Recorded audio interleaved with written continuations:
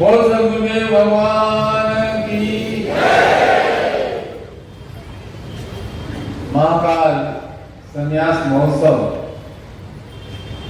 ये पावन अवसर गुरु आह्वान हमने संपन्न किया और सद्गुरुदेव का एक विशेष ध्यान मंत्र है जो हम सबको अपने आशीर्वाद से शक्ति प्रदान करते हैं। सद्गुरुदेव का वर्णन करते हुए इस प्रार्थना में कहा गया है, अभ्यर्थिना नमो शिरोत्माना सत्साक्षात् ननु भागधेयम् तन्नोमि निखिलेश्वर देवदेवम् यस्मिन् प्रसन्ने सक्रांत सिद्धि। कि भौतिक और आध्यात्मिक कामनाओं की पूर्ति हेतु श्री चरणों में झुके हुए साधकों के सौभाग्य स्वरूप देवादिदेव निखिल के श्री चरणों में प्रणामांजलि अर्पित करता हूं, जिनकी प्रसन्नता से, जिनके आशीर्वाद से सिद्धियां स्वतः फलीभूत हो जाती हैं और जो प्रयोजन देवी देवताओं की आराधना से सिद्ध नहीं होता है, वह प्रयोजन भी गुरु सेवा से, गुरु ध्यान से, गुरु कार्य से, क्योंकि सभी देवता शक्ति तत्वों में सद्गुरु में समाहित होकर चेतना पुंज प्रदान करते हैं। उन सद्गुरु को हम सब नमन करते हैं। महाकाल संन्यास महोत्सव है और महाकाल का ध्यान मंत्र ध्यान से सुनना। महाकाल की स्तुति में क्या कहा गया है कि काल तत्पराय कालाय स्वेच्छाय पुरुषाय च गुणत्रय स्वरूपाय नमः प्रकृति रूपिण विष्णुवे सत्य रूपाय रजो रूपाय वेद से तमो रूपाय रुद्र स्थिति सगांत कारण। कौन है? शिव, जो काल से परे, जो काल स्वरूप और जो स्वेच्छा से पुरुष रूप धारण करने वाले हैं, त्रिगुण स्वरूप हैं, प्रकृति रूप, उन भगवान शंकर को, महाकाल को मेरा नमन है। हे जगत की स्थिति उत्पत्ति और संहार करने वाले सत्व स्वरूप विष्णु, रजो रूप ब्रह्मा और तमो रूप रुद्र, आपको नमन नमन नमन।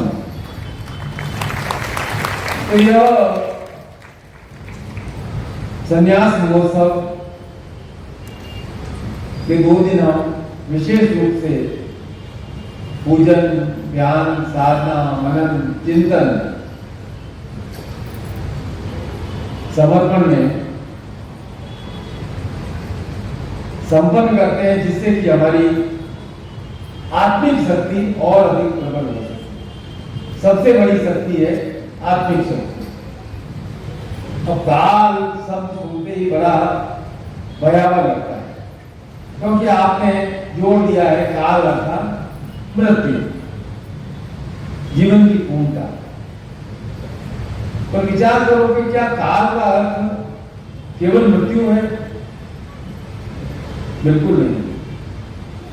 काल उस चिरंतन समय का स्वरूप है जो संसार में निरंतर और निरंतर निरंतर और निरंतर निरंतर और निरंतर चल रहा है, जिसे हम समय कहते हैं, टाइम कहते हैं।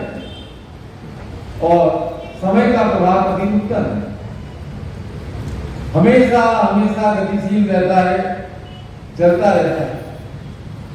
पर उसमें काल में विशेषता है कि वह निश्चित गति से चलता है। तो काल के क्षण को भी हम न तो आगे कर सकते हैं, न रोक सकते हैं और न पीछे कर सकते हैं। यह सृष्टि में किसी के लिए नहीं रुकता, चाहे व्यक्ति कितना भी शक्तिशाली क्यों न हो और कितना भी निर्बल नहीं हो। ईश्वर ने यह व्यवस्था बनाई है कि काल चक्र निरंतर और निरंतर चलता रहेगा। ये किसी के लिए ठहरता नहीं है, किसी के लिए रुकता नहीं है, क्योंकि ईश्वरी सत्ता बिल्कुल विशुद्ध है। तो हम क्या करें? हम सब की इच्छा है कि हम काल चक्र को अधीन करें, पर काल चक्र को, समय को हम अधीन नहीं कर सकते, कर ही नहीं सकते। तो हमारे सामने 3 उपाय हैं।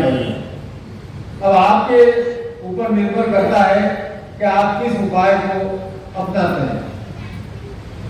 या तो हम अपनी गति, हमारी स्वयं की गति शक्ति काल चक्र से आगे बढ़ाते, अर्थात आगे के बारे में विचार कर अपनी योजना बनाएं और कार्य करें।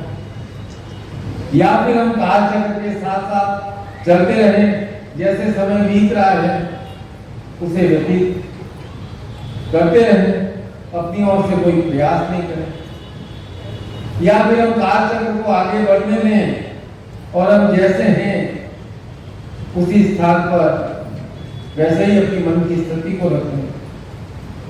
तीनों बातें आपके सामने, मैं इसलिए कह रहा हूं कि आप काल को अधीन नहीं कर सकते हैं, तो आपके सामने 3 उपाय। या तो काल चक्र से आगे चले अपनी शक्ति के द्वारा, या काल चक्र के साथ साथ चले, या काल चक्र के अधीन चले कि भाई जैसा बीतता है बीतते हैं।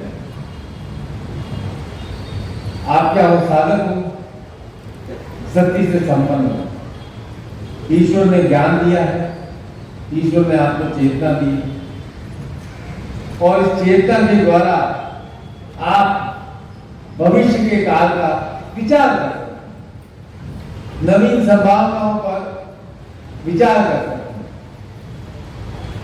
या फिर काल के अधीन यह मन को ये कह करके सांत्वना दे सकते हैं, अब जो घटित होना है घटित होगा, मैं क्यों प्रयास करूं, जो हो सो ही राम रची राखा, भगवान की इच्छा होगी वही होगा। इसका अर्थ है कि आप भाग्य में विश्वास करें, सब कुछ आपने भाग्य के भरोसे छोड़ दिया है। ये कोई ज्ञान विचार नहीं है, संत विचार नहीं है, एक बहुत निराशावादी विचार है। और मेरे विचार से साधक जैसा भी हो निराशावादी नहीं हो सकता। मैं साधक की परिभाषा देता हूं कि जो सदैव आशा से युक्त हो, और आपको सदैव ये ध्यान रखना है कि आप कौन हो, नाम चाहे कुछ भी हो, सबसे पहले आप साधक। और साधक हो तो आप क्या करना चाहते हो? कुछ विशेष करना चाहते हो, ऐसा जीवन तो जीना चाहते नहीं हो। पढ़ाई की, नौकरी की, 2 बच्चे पैदा किए, रिटायर हो गए, पेंशन ली और मर गए, ऐसा जीवन चाहते हो? नहीं ना। तो ऐसा जीवन नहीं चाहते हो तो गुरु की शरण में आना पड़ेगा, महाकाल की शरण में आना पड़ेगा। क्योंकि महाकाल का जो भक्त होता है वह अपनी शक्ति में वृद्धि करता है, जिससे वह काल चक्र से आगे आगे चलता है। अब आपका शरीर गतिशील है, मन और भी उससे अधिक गतिशील है, पर केवल शरीर के चाहने से और मन के चाहने से सब होता नहीं। पर इतना बात है, जो चाहत का भाव है वह आपके मन में प्रगति का भाव है। अब प्रश्न उठता है कि इस मन की चाहत की, शरीर के चाहत की गति को और कैसे बढ़ाएं? जो शक्ति भाव को और अधिक बढ़ाएंगे तब आपकी गति बढ़ेगी। और मैं स्पष्ट रूप से कह रहा हूं, आज इस व्यासपीठ से कह रहा हूं कि कोई भी देवी देवता आपके जीवन में उत्पात मचाने के लिए नहीं आते हैं। न कोई राहु नाराज है, न कोई आपसे मंगल नाराज है, न कोई शनि नाराज है, न आपका बुध खराब है, और सूर्य तो सृष्टि के प्रारंभ से ही आपको प्रकाश दे रहा है, उज्ज्वलता प्रदान कर रहा है। एक बात जान लो कि आपके जीवन में कोई राक्षसी बुरी शक्ति प्रभाव नहीं डाल रही। किसी राक्षस के पास इतना टाइम नहीं है कि आपको आकर के पकड़े कि ये मेरे लिए खास है, इसको पकड़ के रखे। उनके पास भी टाइम नहीं है, उनको भी काल चक्र में अपना समय व्यतीत करना है। तो फिर हम क्या करें? गतिमान कैसे? तो हम मनुष्य क्या है कि जीवन में निर्णय अनिर्णय, यह करूं यह नहीं करूं, यह करूं यह नहीं करूं, ऐसी स्थिति में बार बार रहते हैं। तो एक घड़ी के पेंडुलम की तरह लेफ्ट राइट होते रहते हो, और इसी के कारण काल चक्र के अधीन हो जाते हैं। तो ये जो द्वंद्व की स्थिति है ना, संसार में सबसे अधिक खतरनाक है। जिसके जीवन में द्वंद्व है वह सबसे दुखी है। और मैं कहता हूं 99% मनुष्यों ने द्वंद्व के कारण दुख अपने भीतर स्वयं पाले। अरे भाई, आपके मन में गुरु की शक्ति, ब्रह्म की शक्ति स्थापित होनी चाहिए, और उन सबको भुलाकर आपने अपने मन में कंफ्यूजन को, द्वंद्व को भर दिया। इस कारण छोटी छोटी बात से घबरा जाते हैं, और जब आप घबरा जाते हो तो आपकी बुद्धि कुंद हो जाती है, विवेक सुप्त हो जाता है, और फिर अविवेक में दूसरों के कहे अनुसार चलते हो, और दूसरों के निर्णय आपके लिए सार्थक नहीं हो सकते। आपके स्वयं के लिए निर्णय लिए हुए आपके लिए सार्थक होगा। अब आने वाला कल, आने वाला समय किसी के लिए रुकता नहीं है, पर मैं एक बात आपको निश्चित रूप से कह सकता हूं कि आप अपनी गति को, अपनी शक्ति को बढ़ा सकते हैं। यह है काल ज्ञान। अब कल का किसी को ज्ञात नहीं है, पर यदि हमने अपने विवेक से, अपनी शक्ति से कोई निर्णय ले लिया है, तो निश्चित रूप से आप आने वाले काल का ज्ञान कर सकते हैं। तो भाई, हमारे जीवन का विस्तार किस दिशा में हो, किस प्रकार से कार्य करना है, इसका निर्णय कौन लेगा? गुरु लेंगे, आप लेंगे? आपको ही लेना है। जो स्वयं निर्णय लेता है, सारी शक्तियां, सारी महाविद्याएं उसका सहयोग करती हैं, क्योंकि जो अपना स्वयं का सहयोग करता है, देवी देवता भी उसका सहयोग करते हैं, उसके साथ मित्रता करते हैं। अपना सहयोग करना बहुत बड़ा प्रश्न है। इसलिए भगवान श्री कृष्ण ने भी गीता में अर्जुन को विशेष उपदेश देते हुए यही कहा कि योग युक्तो विशुद्ध आत्मा, विजित आत्मा, जितेंद्रिय, सर्वभूतानां भूतात्मा, पुनः अपनी न लिप्यते। कि जो व्यक्ति, जो पुरुष, हे अर्जुन तो सुन, अर्थात हे साधकों आप सब भी सुनो, जो पुरुष योग युक्त, विशुद्ध अंतकरण वाला, शरीर को वश में किए हुए, जितेंद्रिय और सब में स्थित आत्मा में एकत्व का अनुभव करते हुए, कर्म करते हुए उससे लिप्त नहीं होता है, वह अपना सहयोग स्वयं करता है। तो अपनी शक्ति के साथ मित्रवत संबंध बनाए। हर समय शौर्य की आवश्यकता नहीं है। शौर्य जिसे आप जोश कहते हो, एक उबाल, और हर समय उबाल रह नहीं सकता। हर समय शौर्य जागृत रहे, शौर्य हर समय जागृत रहे, संभव नहीं है। और शौर्य के सबसे बड़े देवता कौन है? हनुमान जी, है ना? तो हनुमान जी की प्रार्थना में क्या हम कहते हैं कि बुद्धिहीन तनु जानिके सुमिरो पवन कुमार, बल बुद्धि विद्या देवो माही, हरो कलेश विकार। तो हनुमान जी की प्रार्थना में जो शौर्य के देव हैं उनसे कहते हैं कि हनुमान देव, मेरे जीवन में बल, बुद्धि और विद्या का विकास करो। बल, बुद्धि और विद्या का विकास हो गया तो क्लेशों का नाश अपने आप हो जाएगा। अब एक प्रैक्टिकल बात है, आपके पास 10 लाख रुपए आ गए, क्या करोगे आप? क्योंकि धन की शक्ति है। 3-4 उपयोग है, बैंक में जमा कर दोगे, हर महीने मोबाइल पे या पासबुक देखते रहोगे, कितने बड़े कितने बड़े, यही करोगे। दूसरा उपयोग है, कोई गाड़ी खरीद दो। जिस दिन खरीदी, चाहे आपके पास गाड़ी है नहीं, थोड़ा सोसाइटी में स्टेटस बढ़ाना है, नई गाड़ी है, बहुत अच्छे से कार्य चल रहा है। अब जिस दिन से गाड़ी खरीदी उस दिन से उसकी कीमत कम। या फिर धन से धन कमाया जाता है, यह आपने पढ़ा हुआ है, तो आप कोई विशेष कार्य में उससे लगाओगे। ऐसा कार्य जो दूसरों के भरोसे नहीं हो, क्योंकि दूसरा आपको कमा करके नहीं दे सकता, कोई आपको कमा करके नहीं देगा, स्वयं कमाना पड़ता है, अर्जन करना पड़ता है अपनी बुद्धि और विवेक के साथ। आप मूर्खता भी कर सकते हैं। कोई कहेगा मुझे जरूरत है, दे दिया, इसका मतलब समझो धन की शक्ति आपकी चली गई। तीसरा काल का प्रभाव है कि हम किस समय क्या निर्णय लेते हैं। इसलिए काल से आगे बढ़ना बहुत मुश्किल कार्य है, और हमें हमारी शक्ति को रचनात्मक कार्यों में लगाना ही पड़ेगा, बुद्धि का पूरा उपयोग करना ही पड़ेगा, निरंतर चेतना युक्त रहना ही पड़ेगा।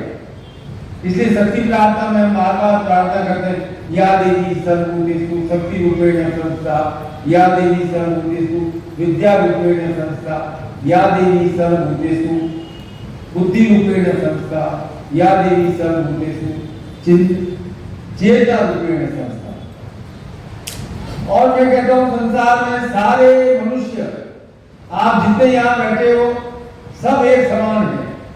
अंतर मनुष्य और मनुष्य में अंतर है केवल और केवल चेतना। और आपकी चेतना मंद है या तीव्र है, आप स्वयं जाने। और आज गुरु के सामने बैठे हो और लाइव टेलीकास्ट भी सुन रहे हो, तो विचार करो कि यदि आपकी चेतना मंद है तो क्यों मंद है? हमें उस चेतना को हम तीव्र क्यों नहीं बना सकते? जब हम चेतना को तीव्र बनाकर रचनात्मक कार्यों में संलग्न करेंगे, तब महाकाल महादेव आपके साथ होंगे।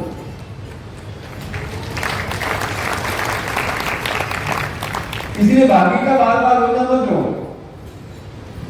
अब कैसा है कि आपका संसार में जब जन्म हुआ, वो समय देख करके पंडित जी ने आपकी जन्मपत्री बना दी, फलादेश भी लिख देते, कुछ अच्छी बातें लिखते हैं, कुछ थोड़ा खराब लिखते हैं।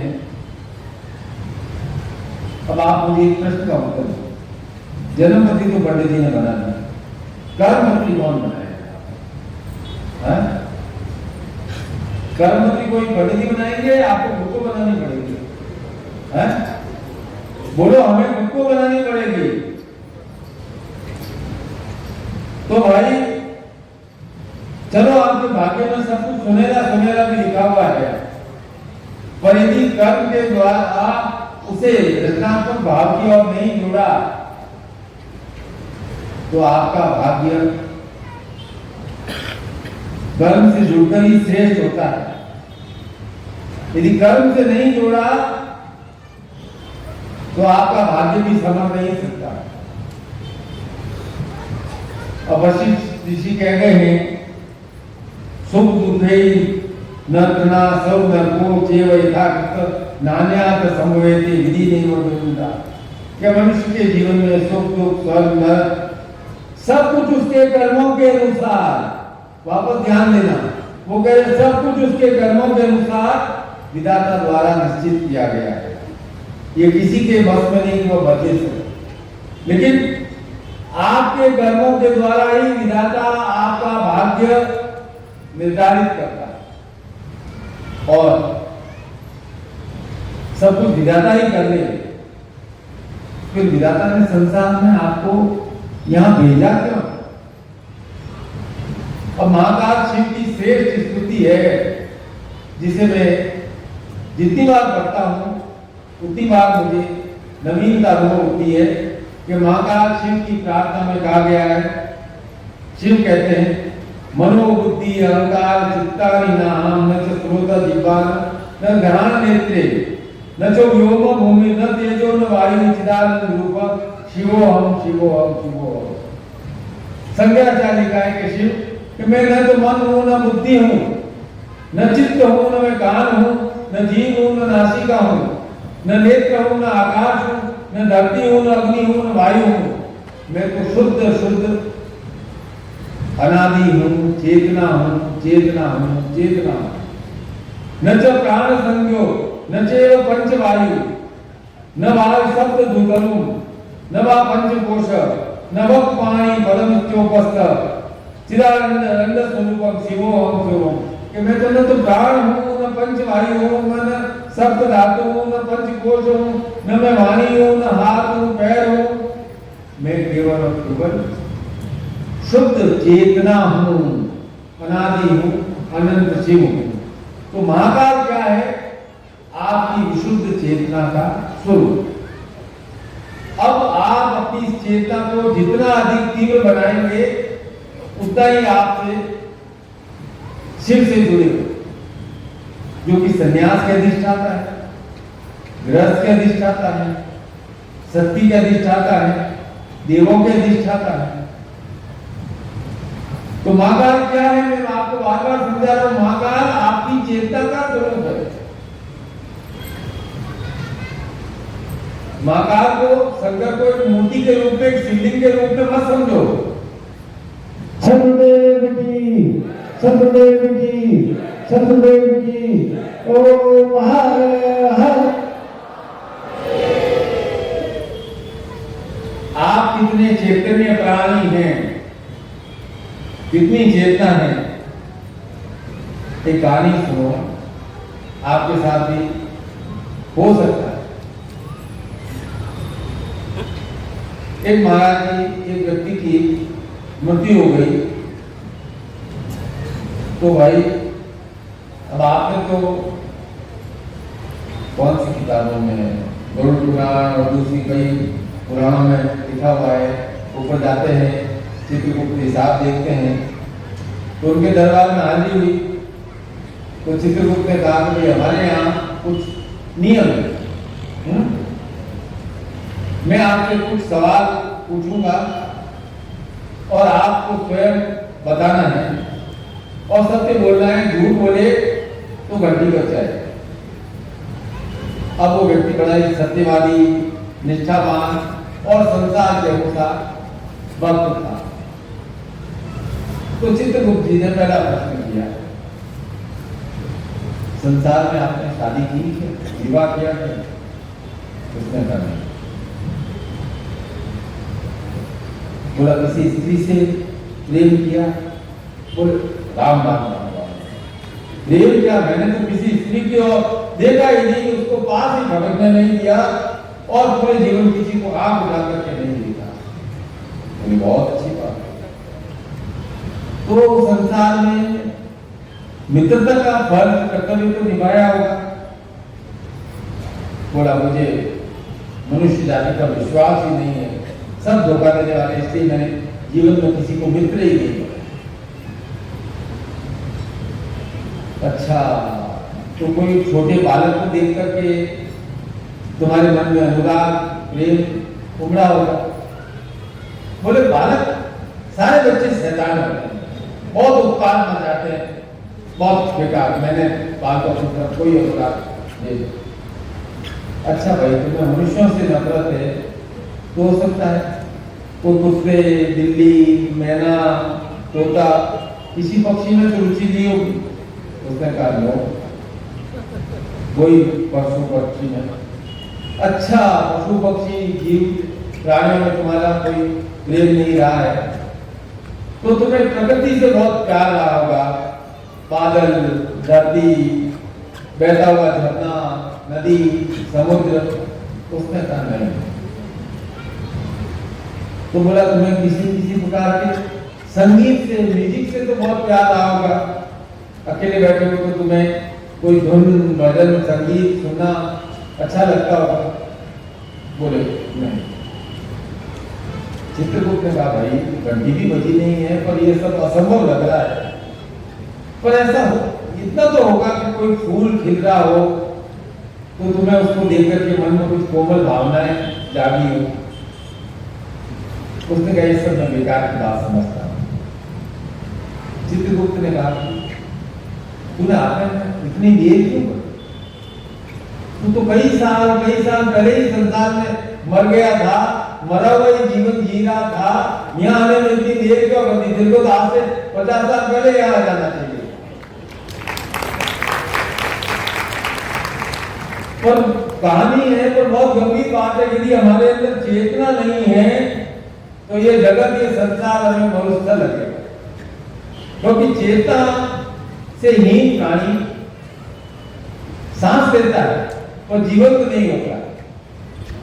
अब आपको निर्णय लेना है कि आपको चेतना युक्त जीवंत बनना है या फिर बार बार ये कहते रहो ये सब मोह माया है, ये सब मोह माया है।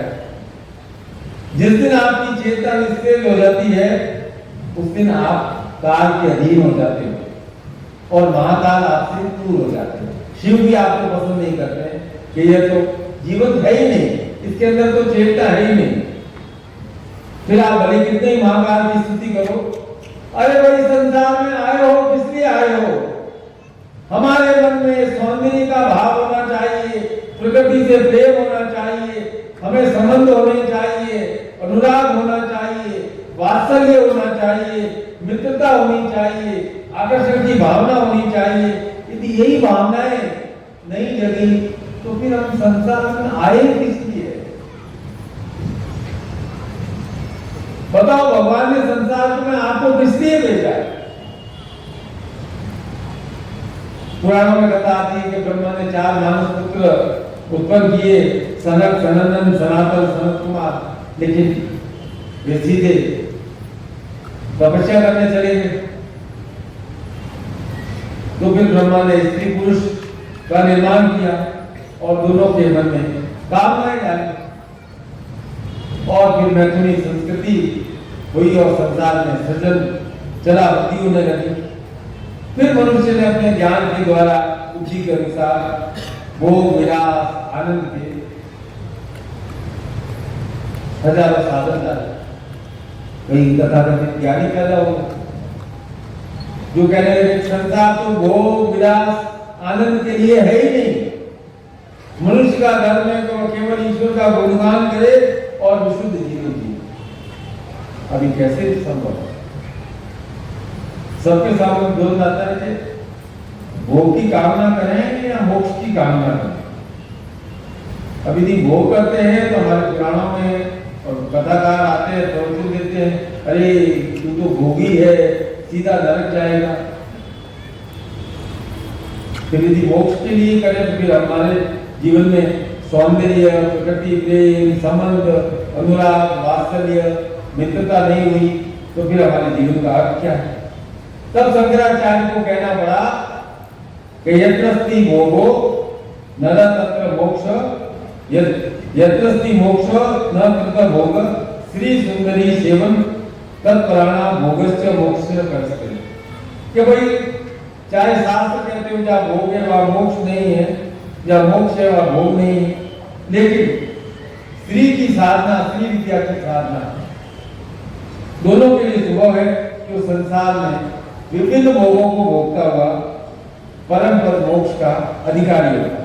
तो ये संसार भोग के लिए भी है और मोक्ष के लिए भी है। कुछ लोग जिद्दी होते हैं, जीवन भर भोग की कामना करते रहते हैं, भोग की कामना करते रहते हैं। कुछ लोग जीवन भर मोक्ष की कामना करते हैं, क्योंकि हमारे यहाँ कुछ मूर्खों ने भोग को जोड़ दिया है पाप। तू भोगी है, तू पापी है, तुझे नरक मिलेगा। तू मोक्ष के पद का उपासक है, तुझे स्वर्ग मिलेगा। एक आदमी ने क्या किया कि बहुत पूरा संसार जीवन जिया, अर्जन किया, संबंध बनाए, अपराध किया, संतान पैदा की, वात्सल्य किया, मित्रता की, सब किए। जितने भोग संसार में थे बड़े आनंद के साथ भोगा। काल चक्र में जीवन पूर्ण हो गया। ऊपर पहुंचा, चित्रगुप्त जी ने उसके बेचारे ने कहा जीवन में भोग किए थे। उसने सीधा सीधा पूछ लिया, भाई नरक का द्वार कौन सा है, मुझे बता दीजिए। चित्रगुप्त जी ने कहा आप अपने रिकॉर्ड में देख लो, मैंने जीवन में भोग ही भोग किया है। संसार को बहुत आनंद के साथ, प्रेम के साथ भोगा है। चित्रगुप्त जी ने कहा कहाँ का रिकॉर्ड, कौन सा रिकॉर्ड? यहाँ कोई रिकॉर्ड नहीं रखा जाता है। संसार में लाखों लोग, करोड़ों लोग रोज मरते, रोज जन्मते, यहाँ के रिकॉर्ड रखे जाए तो पूरा आकाश भर जाएगा रिकॉर्ड रिकॉर्ड रिकॉर्ड से। यहाँ कोई रिकॉर्ड नहीं रखा जाता है। मरने के बाद सीधा सबको स्वर्ग ही प्राप्त होता है। अंदर गया स्वर्ग तो देखा कि कुछ 5-6 तथाकथित भक्त जीवन भोग खराब है, यह संसार को नरक की ओर ले जाता है। कुछ महिलाएं, कुछ ब्रह्मचारी छाती पीट पीट के रो रहे थे। उससे पूछा भाई रो क्यों रहे थे, ये रो क्यों रहे थे? बोला इनको भी गलत करनी के ऊपर हिसाब करता है। संसार को भोगना नहीं है, इसलिए इन्होंने संसार को भोगा ही नहीं। इन्होंने सोचा मर जाएंगे, उसके बाद स्वर्ग मिलेगा, तब भोग का आनंद लेंगे, तब अप्सराओं का आनंद लेंगे, इसलिए इन्होंने जीवन भोगा ही नहीं। अब ये रो रहे, अरे भाई मरने के बाद तो स्वर्ग ही मिल जाता, हमें जीवन मिला और हमने भोगों का आनंद नहीं लिया, संसार को आनंद के साथ, प्रेम के साथ भोगा ही नहीं, क्योंकि मरने के बाद सब स्वर्गवासी होते हैं। किसी ने मजाक के तौर पर कहानी लिखी है, पर सोचो कि संसार में आप आए, आनंद नहीं लिया, भोग नहीं लिया, घर परिवार नहीं बसाया, मकान नहीं बनाया, कुछ संपत्ति अर्जन नहीं किया, जीवन के सुख प्राप्त नहीं की, तो भाई आपका रुका सुखा जीवन किस काम का है? जीवन है आनंद के लिए, क्योंकि हमारे सारे देवता की स्त्री शक्ति से युक्त है। फिर आप अपना गृहस्थ धर्म निभा रहे हो, जीवन का आनंद ले रहे हो, शंका मत करना कि आप कोई गलत काम कर रहे हो। धन कमा रहे हो तो शंका मत करना कि आप कोई गलत काम कर रहे हो। आप वास्तव में श्रेष्ठ काम कर रहे हो। यदि लक्ष्मी की सहायता कर रहे हो, भवन निर्माण कर रहे हो, भूमि ले रहे हो, गृहस्थी चला रहे हो, आप श्रेष्ठ कार्य कर रहे हो।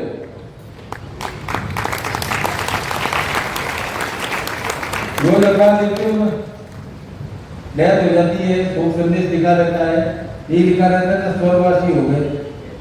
किसी के बारे में लिखा रहता है कि श्री श्री ये हो गए, नरकवासी हो गए हैं। तो मरने के बाद सबको स्वर्ग मिलेगा। तो संसार को नरक क्यों बना रहे हो भाई? संसार को स्वर्ग बनाओ, इस जीवन को स्वर्ग बनाओ, इस जीवन का आनंद लो, खान पान वस्त्र का आनंद लो, भोजन का आनंद लो, रहने का आनंद लो, देखने का आनंद लो, जगह जगह आनंद लो, ज्ञान का आनंद लो। अरे भाई आप हार मास का पुतला नहीं हो कि जिसके साथ चल रहे हैं। शंकराचार्य निर्माण षटकम के रूप में स्पष्ट कह रहे महाकाल आपकी चेतना के रूप में आप में विद्यमान है, इसलिए चैतन्य रहो, जागृत रहो, प्रेम करो, मन के कपाट बंद मत करो। आपके भीतर प्रेम का झरना बहना चाहिए, रूखे सूखे मत बनो, छायादार फलदार वृक्ष बनो, अपने आप को जीवन रस से सदैव आप्लावित रखो। इसके लिए हर समय आशावान होना पड़ेगा। आएंगे जीवन में तूफान, आएंगे झंझावत आएंगे, भीतर से सूखा नहीं रहना है। तूफान झंझावत भी चले जाएंगे। आप किस भाव से खड़े हो यह सबसे महत्वपूर्ण है। आप यदि आशा से युक्त हो तो आप दोनों हरे भरे होगा। महाकाल क्या गुरु साधना करते हैं, देवों के देव है, गुरुओं के गुरु है। और शिव तांडव में कहा गया है कि ललाट चक्र जलद धनंजय स्फुलिंग वा निपीत पंच सहायकम नमन निलिम्ब नायकम सुधा मयूर लेखया विराजमान शेखरम महाकपाली संपदे शिरो जटाल मस्तुम। कि जिस भगवान शंकर की चरण पादुकाएं इंद्रादि देवताओं के मस्तक पर लगे फूलों के पराग धूप से रंजित हो रही है, सर्पों से जिनकी जटाएं सुबद्ध है, वे भगवान शंकर मेरे लिए चिरकाल तक मेरे समीप रहने वाली संपत्ति प्रदान करें। कि क्या प्रार्थना करें, हे महाकाल आप सदैव मेरे साथ रहो, यह मेरे जीवन की सबसे बड़ी संपत्ति है, वह संपत्ति आप मुझे प्रदान करें। महाकाल हमारे साथ रहे, चेतना हमारे साथ रहे, हमारी चेतना बंद नहीं हो, चेतना जागृत रही तो हम द्वंद में नहीं रहेंगे। चेतना जागृत रही और निर्णय नहीं होगा। चेतना जागृत रही तो हम श्रेष्ठ रूप से जीवन जिएंगे, जीवंत रहेंगे। क्योंकि शिव को एक तरफ रौद्र रूप दिखाया गया है और एक तरफ रजस्व रूप दिखाया गया है। जो सब है सब कि भाई जहां रस है वहां शिव, जहां रस नहीं है वहां काल है। जय श्री राम। अब आप मुझे बताओ कि आप काल का बार बार चिंतन करोगे या महाकाल का चिंतन करोगे? किसका करोगे? महाकाल का। अगर शिव गृहस्थ जीवन का चिंतन करोगे जिसमें बाधाएं हैं, या सब कुछ छोड़कर भागने का चिंतन करोगे? किसका चिंतन करोगे? अब चिंतन करना तो आपकी बुद्धि पर निर्भर है। मैं कोई किसी को रोक टोक लगा नहीं सकता हूं। यदि गुरु में, ईश्वर में आपकी भक्ति रही तो आपका चिंतन सकारात्मक रहेगा, आशा से युक्त रहेगा। इसीलिए कलयुग में भक्ति को सर्वश्रेष्ठ कहा गया। और गुरु गीता में महाकाल स्वयं पार्वती को उपदेश दे रहे हैं, इमा तु भक्ति भावेन पटेषु याति लिखित्वा प्रदानेन तत्सर्व फलमुस्तु। कि जैसे एक माली अपने बगीचे में बीज बोता है, उसमें पानी डालता है, उसी प्रकार जो व्यक्ति गुरु का ध्यान, गुरु गीता, गुरु का नमन सच्चे मन से श्रद्धा और भक्ति के साथ करता है, वह अपने हृदय रूपी बगीचे में रस से युक्त होने के लिए भक्ति का बीज बो रहा है। क्योंकि भक्ति ही आत्मा की करुण पुकार होती है और भक्ति के माध्यम से ही हम अपने रचयिता महाकाल से जुड़ पाते हैं। आत्मा दृश्य है, लेकिन हम क्या हैं? आत्मा है, शरीर है। अब प्राचीन कथा में लिखा है कि राक्षस मगरमच्छ बन जाते हैं, पेड़ बन जाते हैं, पौधे बन जाते हैं, या फिर मनुष्य बन जाते हैं, रूप बदलता है, लेकिन आत्मा हमेशा विद्यमान रहती है।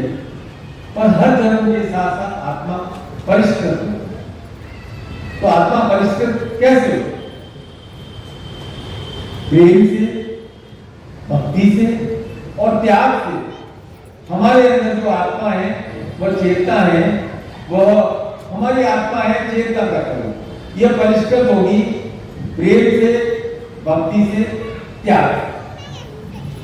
आप अपने बच्चों के लिए जो कर रहे हो ना, वह भी एक प्रकार का त्याग है। आप सोचते हो भाई मैं तकलीफ में हूं, कोई बात नहीं, बच्चे सुख रहे, यह भी एक प्रकार का त्याग है। त्याग का मतलब नहीं है कि कल आप सबको लुटाने बैठ जाओ। हम हमारी संतानों के लिए, समाज के लिए जो करते हैं वह भी त्याग है। और प्रेम है, हम अपने घर परिवार को प्रेम करते हैं, मोहल्ले में प्रेम करते हैं, और जगह मित्र बनाते हैं। ये जो प्रेम है, भक्ति है, त्याग है, इससे हमारी आत्मा परिष्कृत होती है। क्योंकि जब प्रेम और त्याग दोनों भक्ति के सागर में समा जाते हैं, तब परिष्कृत होता है आपका प्रेम, आपका त्याग। और आत्मा बदलती नहीं है, आत्मा परिष्कृत होती है, उसको परिष्कृत करती है आपकी भक्ति।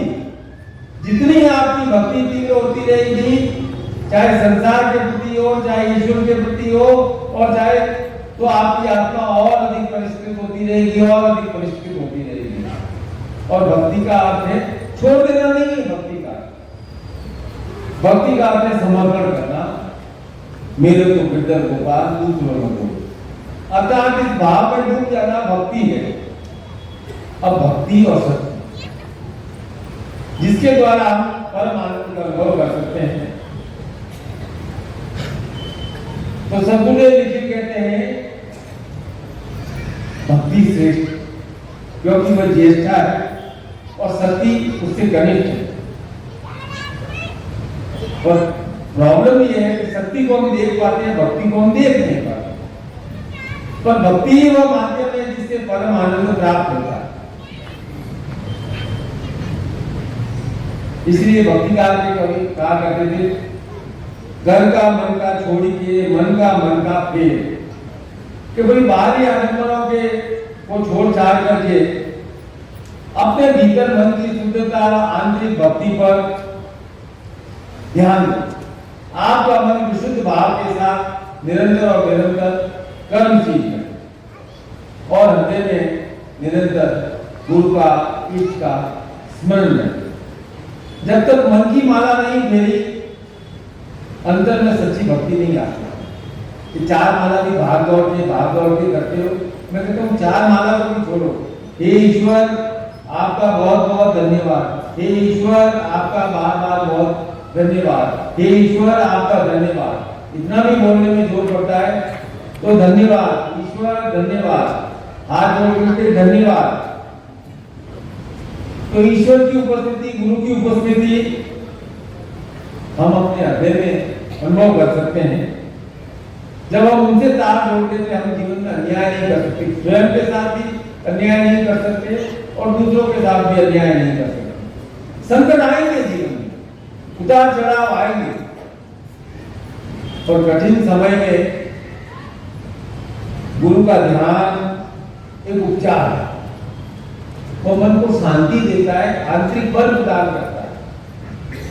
आपको बाह्य बल की आवश्यकता नहीं है, आपको आंतरिक बल की बहुत बहुत आवश्यकता है। और आंतरिक बल निरंतर और निरंतर चाहिए। ये कब होगा? जब हम अपने इष्ट के साथ, हम गुरु के साथ अपने मन को एकाकार कर दें।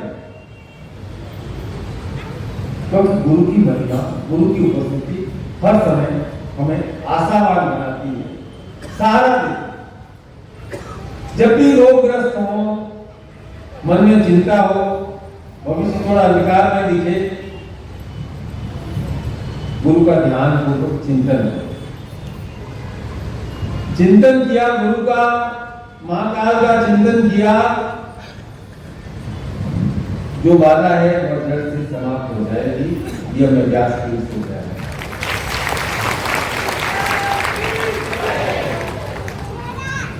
और जीवन का सबसे बड़ा रोग है बुखार, रोग नहीं है।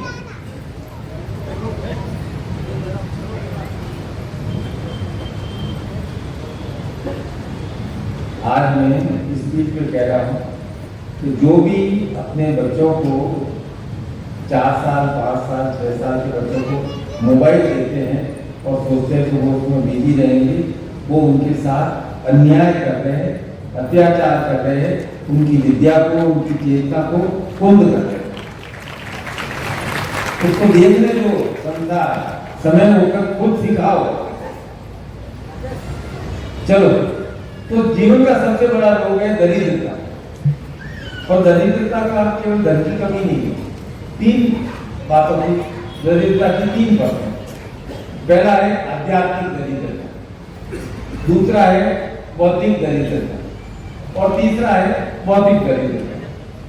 आध्यात्मिक दरिद्रता का अर्थ है कि हम गुरु के पास से, ईश्वर की कृपा से वंचित है, यह आध्यात्मिक दरिद्रता। बौद्धिक दरिद्रता का मतलब है ज्ञान की कमी होना, और भावनात्मक दरिद्रता का अर्थ है प्रेम और करुणा का अभाव। तो आप लोग कोई भौतिक दृष्टि से, और भौतिक दरिद्रता का है कि हमारे जीवन में जो संसाधन चाहिए उसमें कमी हो, तो उसे भौतिक दरिद्रता कहते हैं। भौतिक दरिद्रता का समाधान हो सकता है, लेकिन यदि व्यक्ति आध्यात्मिक रूप से और भौतिक रूप से दरिद्र रहा तो उसका जीवन कभी भी सुखमय आनंदमय नहीं हो सकता। भक्ति से ही भौतिक दरिद्रता दूर होती है। भक्ति का अर्थ है स्वयं के तंत्र को प्रबल बनाना, जिससे आपका शक्ति का सीधा संबंध हो जाए, वह है तंत्र। यदि आपके स्वयं के तंत्र का विकास हो गया तो निश्चित रूप से आप अपने ज्ञान के साथ आगे बढ़ेंगे। ज्ञान समाप्त, शक्ति समाप्त। इसलिए धन के ऊपर स्थान लिया गया है बुद्धि को। और बुद्धि का केवल चतुराई नहीं है, बुद्धि का अर्थ है, विवेक का अर्थ है अपने भीतर निरंतर ज्ञान का हम विकास करते रहते हैं। तो जिस प्रकार आप भक्ति से युक्त होंगे, भीतर के भय का नाश हो, तब आपके भीतर के महाकाल, आपके भीतर के भैरव जागृत होंगे, आपकी रक्षा करने में समर्थ हो सकेंगे, आप भी दूसरों की रक्षा करने में समर्थ। जब आपके स्वयं के चेतना स्वरूप महाकाल आपके भीतर जागृत हैं, और जब महाकाल है वहां भैरव है, आपके भीतर के भैरव जब महाकाल के साथ सायुज्य करके जागृत हैं, तब आप दूसरों को भी सहयोग देने में समर्थ हो सकेंगे। तब आपके अंदर भावनात्मक दरिद्रता नहीं रहेगी, बौद्धिक दरिद्रता नहीं रहेगी। इसलिए भावनात्मक दरिद्रता मत होना, और भक्ति से मन में प्रेम और करुणा की धारा बहेगी, और भौतिक दरिद्रता की समाप्ति भक्ति और शक्ति के सहयोग से ही कर्म करने से भौतिक दरिद्रता दूर होगी। भक्ति के साथ विक्रम से नहीं, भक्ति के साथ कर्म करने से भौतिक दरिद्रता दूर होगी। इसलिए हर साधक को कर्मशील होना चाहिए, और कर्म के लिए शक्ति चाहिए, और शक्ति का अवगाहन बाहर से नहीं होता बेटा, शक्ति का अवगाहन भीतर से ही होता है। और गुरु केवल और केवल शक्तिपात के माध्यम से आपके भीतर शक्ति को ऊपर की ओर उठाते हैं। केवल गुरु का यही कार्य है। कर्म के द्वारा ही आप, भक्ति के द्वारा और कर्म के द्वारा और शक्ति के द्वारा ही आप श्री से युक्त हो सकते हैं। क्योंकि श्री का अर्थ है श्री, श्री का अर्थ है ओज, श्री का अर्थ है भाग शक्ति। जब ऐसी लक्ष्मी जिसमें शीलता हो, ओज हो अर्थात तेजस्वीता हो, वाणी की शक्ति हो, समोन की शक्ति हो, तो आप अपने आप भौतिक लक्ष्मी के अधिपति हो जाते हैं, और महाकाल आपको आपके जीवन में पालन करता अर्थात आपको अपने जीवन का विष्णु बना देते हैं। जब आप महाकाल की कृपा से अपने जीवन के पालन करता बन जाएंगे, तब श्री से युक्त लक्ष्मी सदैव साधे शील सते लक्ष्मी पद्याम बहुराते पार्श्वे रक्षण निगान सर्वलोकम। और लक्ष्य सदैव याद रखना, लक्ष्य क्या है? प्रेम या भाई सुगंध नहीं मिलती है, कि मेरी शक्ति का संरक्षण शिव भाव की प्राप्ति के लिए हो, चेतना के लिए। मेरा जीवन सुगंधमय हो, मेरा जीवन पुष्टिवर्धक हो और व्यर्थ के बंधन हो। इसलिए मुक्त भाव से जीवन जीना है। ये भाव आते ही आपकी ऊर्जा का कंट्रोल आपके हाथ में आ जाता है।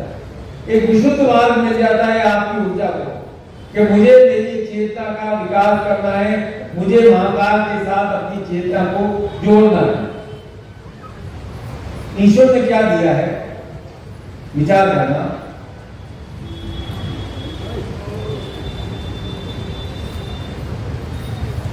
जीवन क्रम में एक आदमी वृद्ध हो,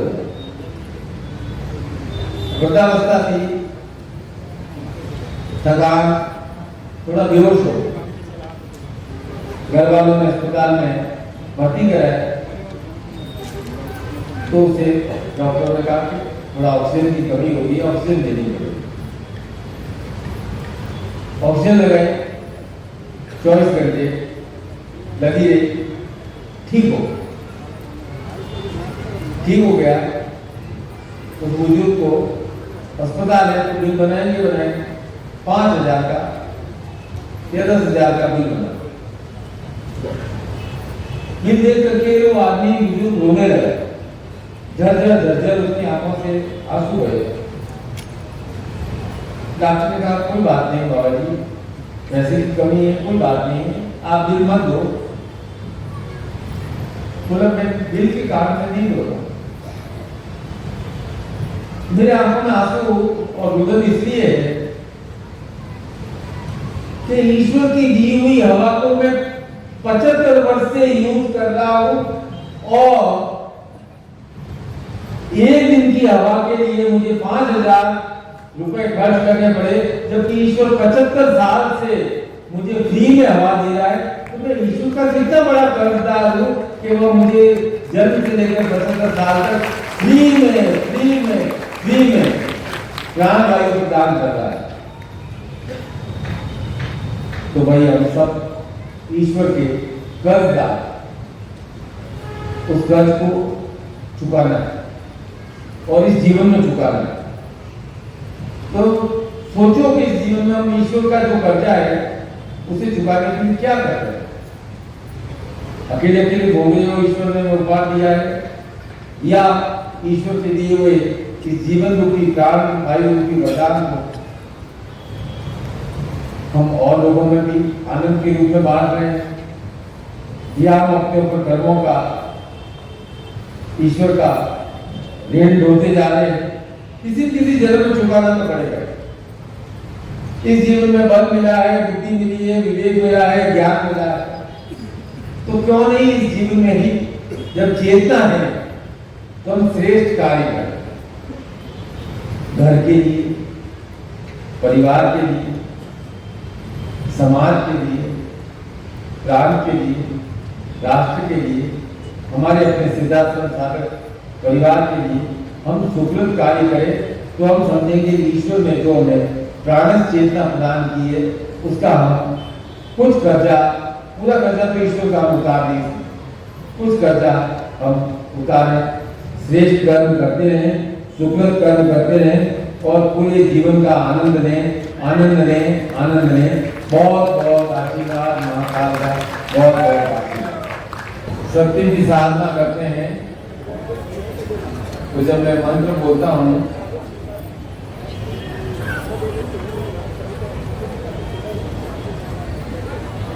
उमा महेश्वरा भ्याम नमः, सची गोविंदरा भ्याम नमः, वाणी हिरण्य भ्याम नमः, सची गोविंदरा भ्याम नमः।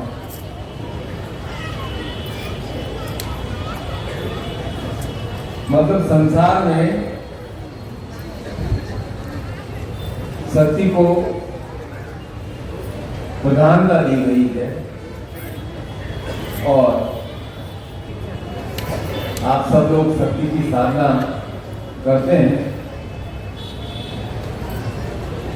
शक्ति को चाहिए सम्मान, सम्मान का अर्थ है बराबर का मान, सम्मान।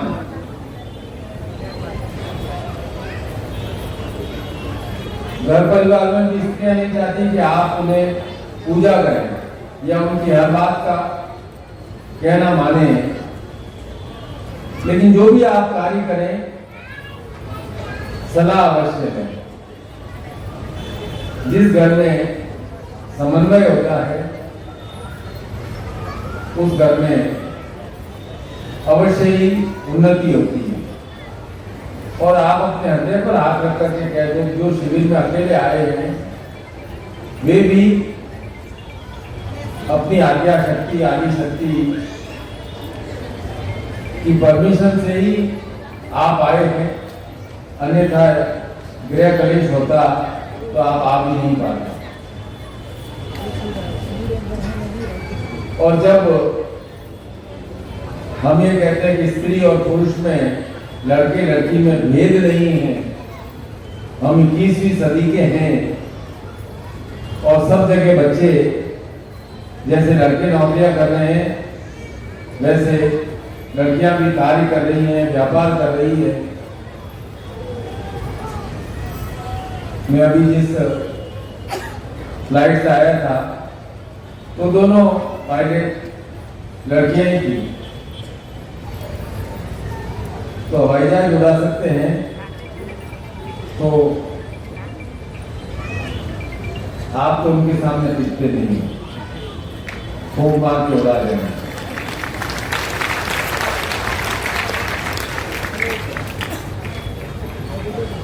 और शिव से तेज क्रोध सती का है, ये भी आप ध्यान रखना, हमेशा ये ध्यान रहे। और जगदम्बा का क्रोध भी जगत विख्यात है और जगदम्बा का स्नेह भी जगत व्याख्यात है। इसीलिए कहा गया है कुपुत्रोच भवति कुमाता न भवति। पुत्र कुपुत्र हो सकता है लेकिन कोई भी माता कुमाता नहीं हो सकती है, यह वेद वचन है।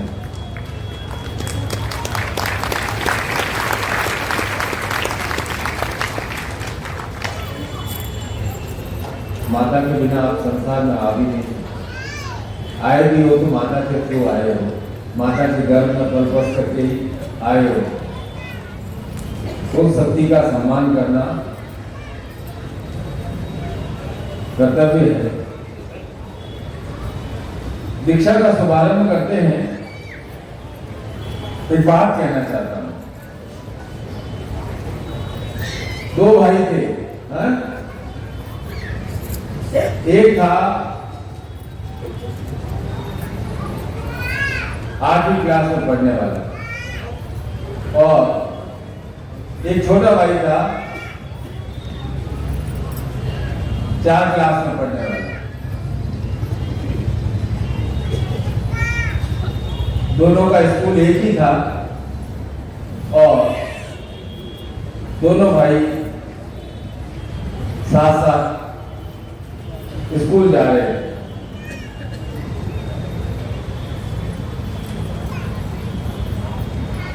अप्रैल का महीना था,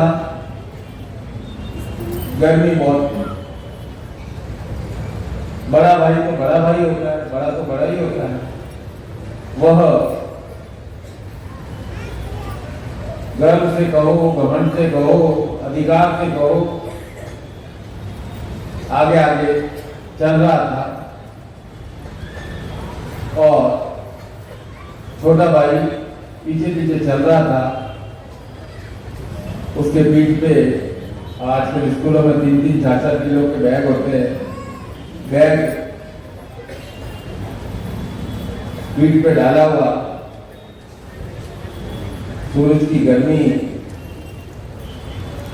रोता चीखता चल रहा था और भाई आगे आगे चल रहा था और बोल रहा था, अरे भाई रुक जा, थोड़ा धीरे चल, मेरे ऊपर भार बहुत है।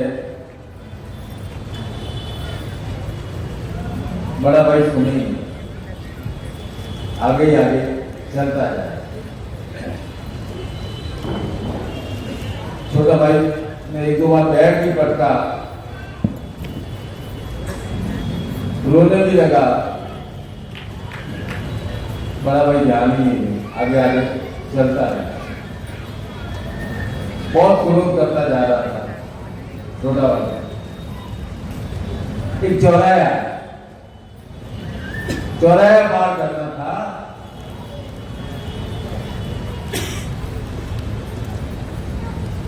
बड़ा भाई रुक गया और थोड़ा जमीन पर झुककर के बैठ गया। छोटे भाई का बैठ जा पीठ पे छोटा भाई बैठा। बड़े भाई ने दाएं देखा, बाएं देखा, ट्रैफिक देखा,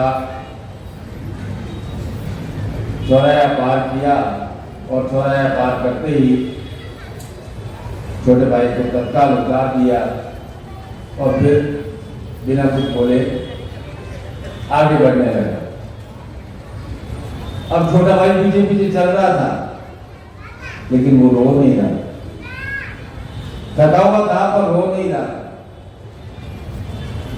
वो समझ गया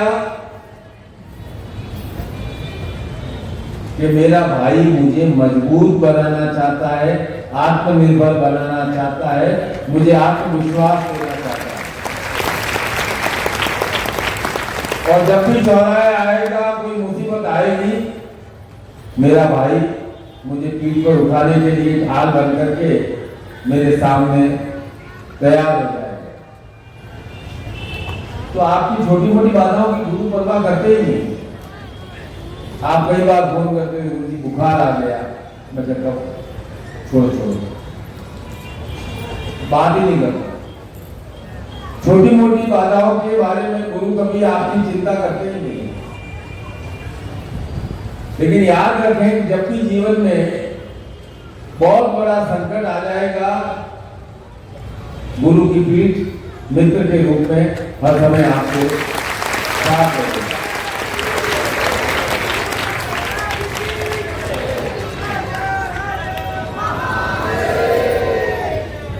कोई पौधा भी लगाते हैं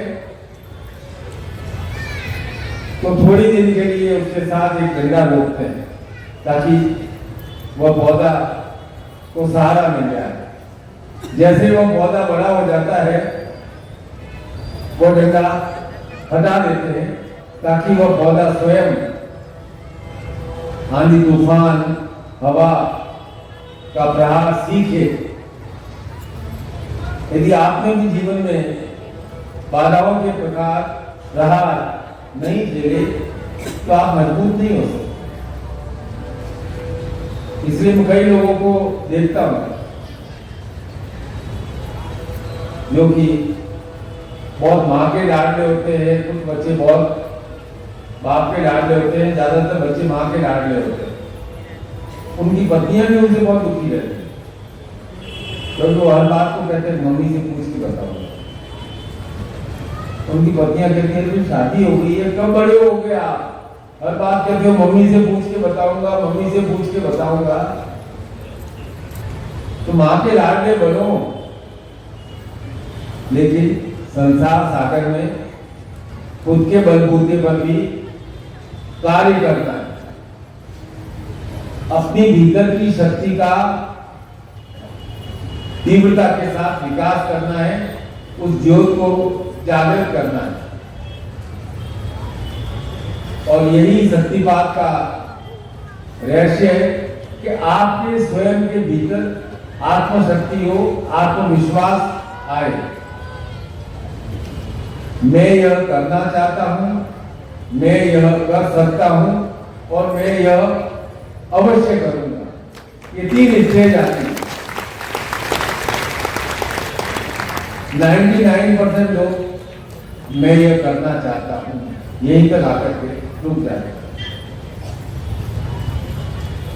कुछ लोग उससे आगे बढ़ते हैं कि मैं यह कर रहा हूं, और कुछ लोग होते हैं मैं यह करके रहूंगा, चाहे कितनी भी बाधाएं आ जाए, मैंने ये निश्चय कर लिया है, संकल्प ले लिया है, करके रहूंगा।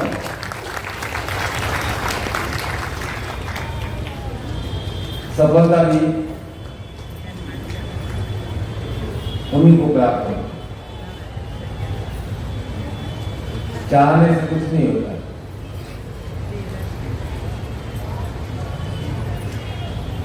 चाह से सब कुछ हो जाता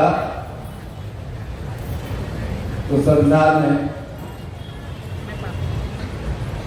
कर्म की मान्यता ही नहीं है। इसलिए भगवान भी वरदान नहीं देते। आपको बहुत बड़ी गलतफहमी है कि भगवान वरदान देते हैं।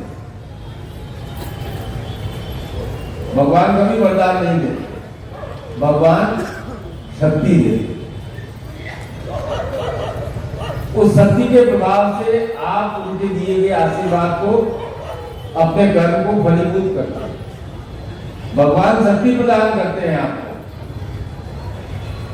और जब आपके साथ शक्ति का संयोग हो जाता है, शक्ति का सहयोग हो जाता है, तो आप में एक विश्वास आ जाता है और फिर प्रेम के साथ आप कार्य करते हैं। इसलिए जीवन चक्र में भी बहुत प्रेम के साथ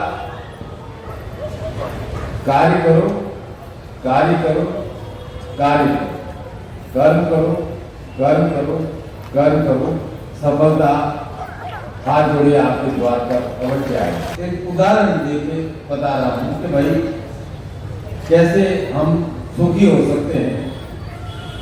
तो पहले तो जो भी आप कमाते हैं, कितना कमाते हैं मैं नहीं पूछना चाहता, और 6 महीने में जितना कमाते हो, क्या 6 महीने 6 महीने का कमाया हुआ तो एकदम सुरक्षित रखना चाहिए, अनटच। तो उस पैसे को तो छेड़ना ही नहीं है, वो पड़ा है बैंक में, उसको टच नहीं करना, क्योंकि कब कोई परिस्थिति आ जाए तो हमारा जीवन स्तर उसी अनुरूप चलता है। क्या तुम कितना कमाते? 6 महीने का रिजर्व जॉइंट अकाउंट में वाइफ के साथ गया कि उसको तो टच करना ही नहीं, इसको तो भूल जाओ। 6 महीने में तो परिस्थिति ठीक होती होती, 1 महीना खराब जाएगा, 2 महीना खराब जाएगा। जो व्यापार कर रहे हैं, अब जितना कमाते हैं उसका कितना बचाना चाहिए महीने में? 5% बचाना चाहिए, 7% बचाना चाहिए, 8% बचाना चाहिए। आप निर्णय ले लो। 5% से 10% के बीच में आदमी को हर महीने बचत अवश्य करनी चाहिए, ठीक है?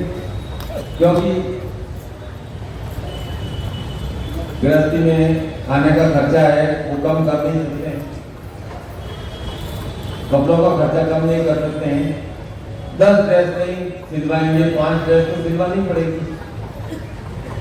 वाइफ को 10 साड़ी नहीं लाके देंगे, लेकिन तीज त्योहार पे 2 साड़ी 4 साड़ी तो लाने लगते, फिर ड्रेसें लानी पड़ेगी। तो जो आदमी 10% बचाता है और 6 महीने से 8 महीने के बीच का बिल्कुल सुरक्षित रखता है, तो उसको तो टच ही नहीं करना है जब तक मरणांतक स्थिति नहीं आ जाए। वो आदमी हमेशा अपना जीवन सुख और शांति से जीता है, और जो सोचता है क्या है, अभी कर्जा ले लो, 1 तारीख को वापस पैसा मिल जाएगा और सैलरी आ जाएगी, वो हो जाएगा, नहीं होगा तो इस कार पे लोन ले लूंगा, इस कार पे लोन ले लूंगा। ज्येष्ठा लक्ष्मी नहीं चाहिए, कर्ज वाली लक्ष्मी नहीं चाहिए। कार एकाध चाहिए अब संसार में, car, credit card, debit card ही रखना चाहिए। मैं तो क्रेडिट कार्ड के बिल्कुल अगेंस्ट में हूँ कि भाई अपने को मालूम है अपने बैंक में इतना पैसा है, डेबिट कार्ड में उतना ही खर्च करते हैं। और बचत की आदत डालोगे, व्यर्थ के खर्चों से अपने आप को बचाओगे, क्या होता है, बूंद बूंद से घड़ा भरता है। 40 साल का हो जाऊंगा तब मैं प्लान करूंगा, तब मैं बचत शुरू करूंगा। वो आदमी 7 साल का होगा तो मेरे पास आएगा कि गुरुजी कुछ भी नहीं बचा। इसलिए लक्ष्मी का साहित्य करना है तो लक्ष्मी का सम्मान करना चाहिए। लक्ष्मी का सम्मान करने का अर्थ है दिखावे के खर्चे नहीं।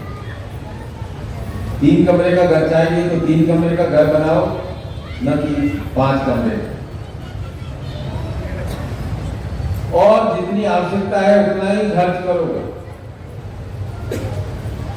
खर्च करते समय बहुत सोच समझ के खर्च करो, तो श्री आपके साथ रहेगी, लक्ष्मी आपके साथ रहेगी, समाज में भी आपका सम्मान होगा।